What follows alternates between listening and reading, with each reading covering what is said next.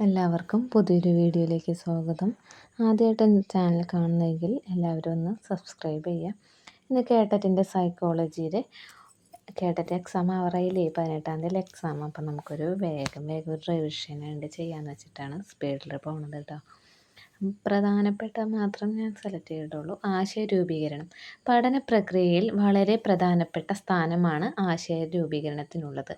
വളരെ സങ്കീർണമായ മാനസിക പ്രക്രിയകളിലൂടെയാണ് ആശയ രൂപീകരണം നടക്കുന്നത്.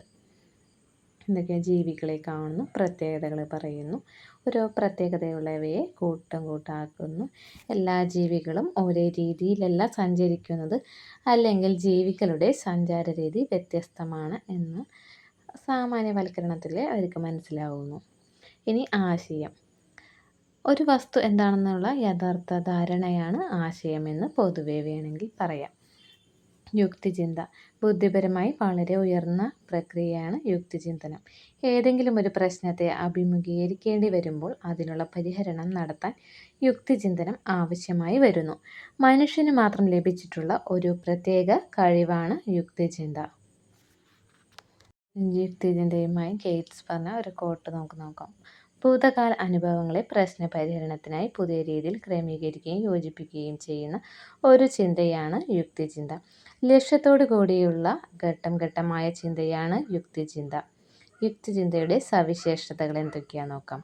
സംഭവങ്ങളുടെ കാരണത്തെ കണ്ടെത്താൻ ശ്രമിക്കുന്നു. കൃത്യമായ ലക്ഷ്യമുണ്ടായിരിക്കും. പ്രശ്ന പരിഹരണത്തിനുള്ള ഉപാധിയാണ്. ഉൾക്കാഴ്ചയ്ക്കുള്ള വിവരമായി വർത്തിക്കുന്നു. വസ്തുതകൾ ഗ്രഹിക്കുന്ന പ്രക്രിയയാണ് യുക്തിചിന്ത. പ്രതീകാത്മകമായ പ്രവർത്തനമാണ്. ഭൂതകാല അനുഭവങ്ങളും അറിവും സ്വാധീനിക്കുന്നു. ബുദ്ധിയുമായി ബന്ധപ്പെട്ടിരിക്കുന്നു. വ്യക്തിവ്യത്യാസം ഉണ്ടായിരിക്കും. മാനസിക പ്രക്രിയയാണ്. യുക്തിചിന്ത ആഗമനപരമോ നിഗമനപരമോ ആയിരിക്കും. പരിപക്വനം, അനുഭവം, ദത്തങ്ങൾ, ബുദ്ധി, ശ്രദ്ധ, ഭാവന, അറിവ് എന്നിവയൊക്കെ യുക്തിചിന്തയെ സ്വാധീനിക്കുന്നുണ്ട്. അടുത്തത്, യുക്തിചിന്തയെ പ്രോത്സാഹിപ്പിക്കാൻ ടീച്ചർ എന്ന നിലയിൽ ഞാൻ. പ്രശ്നങ്ങൾ കുട്ടികളുടെ മുന്നിൽ അവതരിപ്പിക്കണം. പ്രശ്നാവബോധം ഉണ്ടാക്കാൻ സഹായിക്കണം. താൽപ്പര്യമുള്ള കാര്യങ്ങളുമായി പ്രശ്നത്തെ ബന്ധപ്പെടുത്തണം. പരികൽപ്പന, നിരീക്ഷണം, പരീക്ഷണം എന്നിവ അടിസ്ഥാനമാക്കാൻ സഹായിക്കണം. പ്രൊജക്റ്റ് രീതി, സംവാദം, സെമിനാറുകൾ എന്നിവ സംഘടിപ്പിക്കണം. പരിസരത്തെക്കുറിച്ച് പഠിക്കാൻ കുട്ടിക്ക് അവസരം നൽകണം. അനുഭവങ്ങളെ ഉദ്ദീപിപ്പിക്കുകയും അറിവ് വളർത്തുകയും വേണം. ആഗമന നിഗമന രീതികൾ പ്രശ്നപരിഹരണത്തിനായി അവലംബിക്കാൻ സഹായിക്കണം. പ്രശ്നപരിഹരണം. എന്താ പ്രശ്നപരിഹരണം? ഒരു സംഭവം കൊടുത്തിരിക്കുകയാണ്. മായയ്ക്ക് ഒരു സ്കൂളിൽ ടീച്ചറായി ജോലി കിട്ടി. ക്ലാസ്സിലെ മിക്ക കുട്ടികളും പഠനത്തിൽ പിന്നാക്കമാണ്. മായ രക്ഷിതാക്കളുടെ യോഗം വിളിച്ചു. യോഗ ദിവസം ഒരു രക്ഷിതാവ് പോലും വന്നില്ല. തുടരന്വേഷണത്തിൽ മായയ്ക്ക് മനസ്സിലായി, ആ സ്കൂളിൽ രക്ഷിതാക്കളെ യോഗം വിളിക്കുകയോ വിളിച്ചാൽ തന്നെ ആരും വരികയോ പതിവില്ല. കുട്ടികളുടെ പഠന പിന്നാക്കാവസ്ഥ പരിഹരിക്കാൻ രക്ഷിതാക്കളുമായി ബോധവൽക്കരണം അത്യാവശ്യമാണ് താനും. എന്തു ചെയ്യണമെന്ന് മായ അന്വേഷിച്ചു. അപ്പോൾ അതിനുള്ള ഘട്ടങ്ങളാണ്, പ്രശ്നപരിഹരണത്തിനുള്ള ഘട്ടങ്ങളാണ്. പ്രശ്നം തിരിച്ചറിയൽ, പ്രശ്നം നിർവചിക്കൽ, പരികൽപ്പനയുടെ രൂപീകരണം. ഇങ്ങനെ ഓരോരോ ഘട്ടങ്ങളിലൂടെയാണ് പ്രശ്നത്തിനെ എങ്ങനെ സോൾവ് ചെയ്യണമെന്ന് നമുക്ക് നോക്കാം.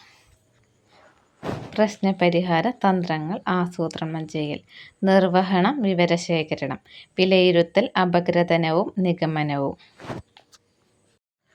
ഇനിയടുത്താണ് പ്രശ്നപരിഹരണ തന്ത്രങ്ങൾ. പ്രശ്നപരിഹരണത്തിൻ്റെ ഭാഗമായി വിവിധ പ്രശ്നപരിഹരണ തന്ത്രങ്ങൾ സ്വീകരിക്കേണ്ടി വരും. അവ ഏതൊക്കെയാണെന്ന് നോക്കാം. കേസ് സ്റ്റഡി, ക്രിയാഗവേഷണം, അഭിമുഖം, സാമൂഹ്യ രീതി തുടങ്ങിയ ഗവേഷണ രൂപങ്ങളും സെമിനാർ, സംവാദം, പാനൽ ചർച്ച, സിമ്പോസിയം തുടങ്ങിയ ചർച്ചാരൂപങ്ങളും പ്രശ്നപരിഹരണത്തിന് സാധാരണ ഉപയോഗിക്കുന്ന തന്ത്രങ്ങളാണ്. പ്രശ്നപരിഹരണ തന്ത്രങ്ങൾ നമുക്ക് നോക്കാം. ശ്രമപരാജയ രീതി, അന്തർദൃഷ്ടി പഠനം, ഉൾക്കാഴ്ച. ആൽബർട്ട് ബന്ദൂരയുടെ ഭാഷാ വികസന സങ്കല്പം. തൻ്റെ സാമൂഹ്യ പഠന സിദ്ധാന്തത്തിൽ ഊന്നി നിന്നുകൊണ്ട് തന്നെയാണ് ബന്ദൂര ഭാഷാ പഠനത്തെയും സമീപിക്കുന്നത്. തൻ്റെ ചുറ്റുപാടുകളെ നിരീക്ഷിക്കുന്നതിലൂടെയും മാതൃകയാക്കലിലൂടെയും ആണ് കുട്ടികൾ പുതിയ ആശയങ്ങൾ പഠിക്കുന്നത്. ഈ രണ്ട് പ്രക്രിയകളും ഭാഷാ പഠനത്തിലും നടക്കുന്നു. സമ്മാനം, ശിക്ഷ തുടങ്ങിയ പ്രബലങ്ങളും കുട്ടിയുടെ ഭാഷാ വികാസത്തെ സ്വാധീനിക്കുന്നുണ്ട്. നിരീക്ഷണത്തിലൂടെ നല്ല മാതൃകകളെ കണ്ടെത്തുന്നതിനും അനുകരിക്കുന്നതിനും ഒരു നല്ല ടീച്ചർ കുട്ടികൾക്ക് പ്രചോദനം കൊടുക്കണം. ഈ ഭാഷാശേഷി വികസനം സ്കിന്നറുടെയും ബന്ദുരുടെയും കാഴ്ചപ്പാട്. വ്യവഹാരവാദം, സാമൂഹ്യ പഠന സിദ്ധാന്തം ബന്ദുരയുടെ. സ്കിന്നറുടെ ചോദക പ്രതികരണ ബന്ധത്തിലൂടെയുള്ള പ്രബലനം. ബന്ദുരയുടെ നിരീക്ഷണവും മാതൃകളുടെ അനുകരണവും. പ്രത്യക്ഷണ പ്രബലനത്തെ അനുകൂലിക്കുന്നു. എല്ലാ പഠന സാഹചര്യങ്ങളിലും പ്രത്യക്ഷ പ്രബലനം പ്രയോജനം ചെയ്യില്ല. ബന്ദുരയുടെ എപ്പോഴും സാമൂഹ്യ പഠനത്തെ അനുകരിച്ചിട്ടുള്ളതാണ്. എറിക്സന്റെ മനോസാമൂഹിക വികാസ സിദ്ധാന്തമാണ് എറിക്സന്റെ മനോസാമൂഹിക വികാസ സിദ്ധാന്തം. എറിക്സൺ. പ്രാഥമിക വിശ്വാസം, അവിശ്വാസം, 1 വയസ്സുവരെയുള്ള കാലം. സ്വാശ്രയത, ജാള്യതയും സംശയവും 1 മുതൽ 3 വയസ്സുവരെയുള്ള കാലം. മുൻകൈയെടുക്കൽ, കുറ്റബോധം 3 മുതൽ 6 വയസ്സുവരെയുള്ള കാലം. ഊർജ്ജസ്വലത, അപകർഷത 6 മുതൽ 12 വയസ്സുവരെ. ഇതെന്തായാലും എല്ലാവരും പഠിക്കണം. ഇതെന്തായാലും എക്സാമിന് ഉണ്ടാവും. ഇതേപോലെ സംഭവം ഇത് കൊടുത്തിട്ട് ഏത് വയസ്സാന്ന് ചോദിക്കും. ചിലപ്പോൾ തമ്മിൽ തന്നെ തിരിച്ച് തെറ്റിച്ചിട്ടിട്ട് ഏത് ശരിയെന്ന് ചോദിക്കും. അപ്പോൾ നന്നായിട്ട് അറിഞ്ഞാൽ മാത്രമേ നമുക്ക് എഴുതാൻ പറ്റുള്ളൂ.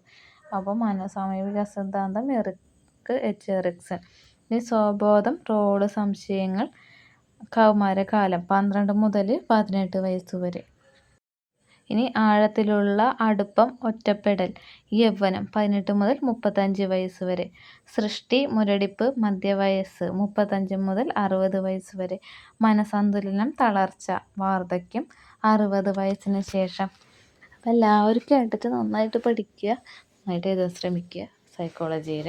ഇനി അടുത്തൊരു ചാപ്റ്റർ ഉണ്ട്, വ്യക്തിത്വം. അതിൻ്റെ ഭാഗമായിട്ട് വീഡിയോ അടുത്തായിട്ട് ഇടാം കേട്ടോ. അപ്പോൾ എല്ലാവരും സബ്സ്ക്രൈബ് ചെയ്യാത്തവരുണ്ടെങ്കിൽ ചാനൽ സബ്സ്ക്രൈബ് ചെയ്യുക, നന്നായിട്ട് പഠിക്കുക.